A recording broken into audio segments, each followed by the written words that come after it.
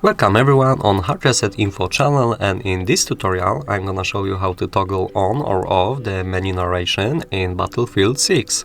So enjoy watching!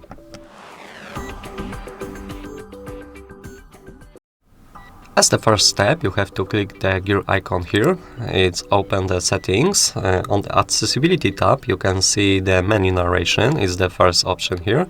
You can toggle on or off the menu narration, depends of your preferences of course. If you want to hear the audio when you click on anything in your settings and do everything on your main page, then narration will be enabled.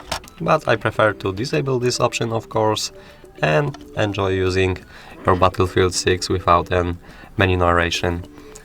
That was all for this video. Leave a comment, like, and of course subscribe to our YouTube channels. Goodbye!